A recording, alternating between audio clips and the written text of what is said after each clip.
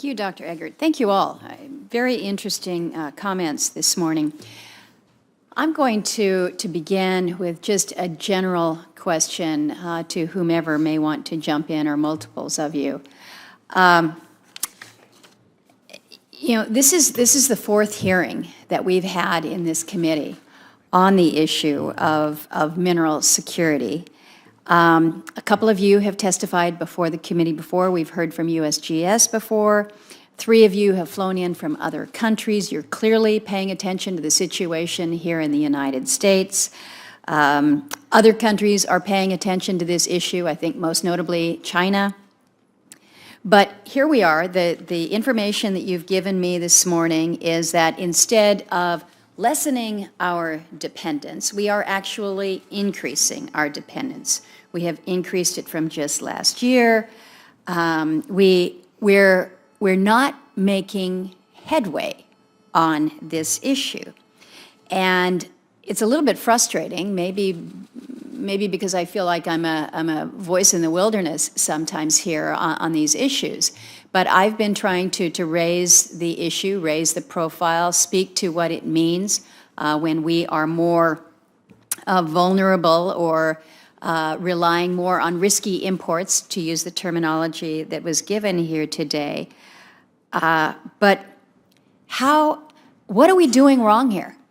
Every young person that just came in, all those of you in the back, you can sit in a seat if you'd like, but this smartphone that you all have in your pockets that you're using to take pictures, it doesn't happen without these critical minerals. Those of you that flew here would never have been able to arrive had we not had these. And so much of this is education, education, education. I think it kind of fits with my view of how many in this country view energy in general. There's this immaculate conception theory of energy. It just happens. And I'm starting to think that same view holds true when it comes to how we're able to operate as a society. We don't make the connection to where our minerals fit in. What can we be doing more to make this connection? And Dr. Heitzman, you mentioned the fact that to this point in time, only 1/3 of the United States has been mapped. So we clearly have some room to grow there. But from the perspective of educating, whether it's our manufacturers who are part of that supply chain, so I think they get it, but do we as a society get it? It's one thing when you mention that we were impacted by the ability to get a red car or a black car because the Chinese acted and cut off those rare earths there. I don't think people get too alarmed about the fact that they might not be able to get the color of their choice, but when they view that this is a security threat, that changes the discussion, one would think. So I'm kind of throwing it out there for general discussion. Where are we failing to connect with Americans, not only just John Q. Public out there, but folks in the White House as well? How do we raise this up beyond just this committee? And I welcome anyone to comment. Dr. Heine. I'd love to say I had an answer, but as I mentioned I was earlier, hoping for it.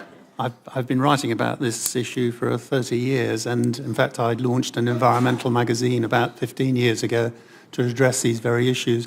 I mean, it stems, of course, to state the blindingly obvious, from a mistrust of the industry.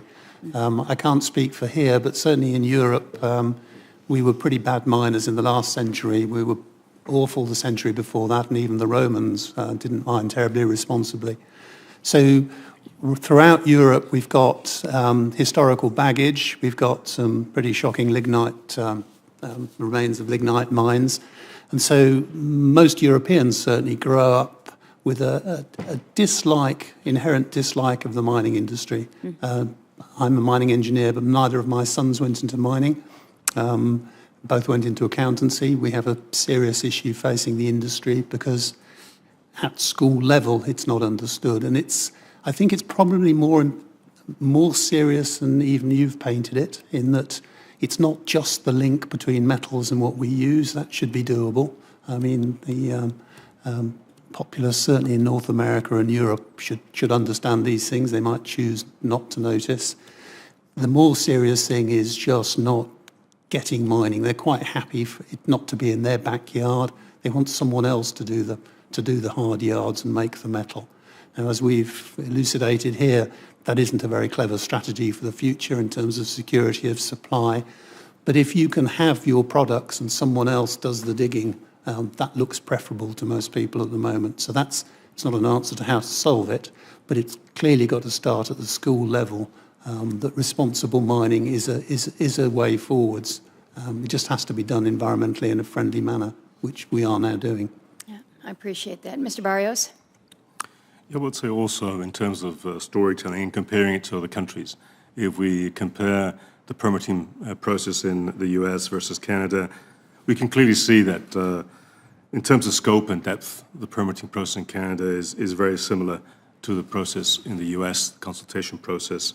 The amount of rigor and discipline that goes into the process is similar. I think talking about how the people are doing it and trying to address the issues that are becoming obstacles to be able to be as effective as other countries in allowing mining projects to progress at an acceptable speed.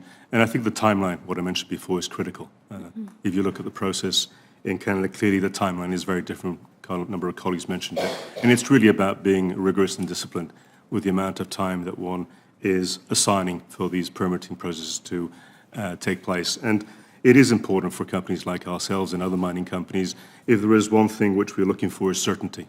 And clearly that lack of certainty in the timelines does impact our ability to be able to put forward projects in the US and make them as competitive as projects in other parts of the world. I appreciate that, and I've kind of thrown it out to all of you. My time has expired, but if we want to come back to this at the end of the hearing, if any of you have additional comments you want to add to that, I'd welcome that. Senator Cortez Masto.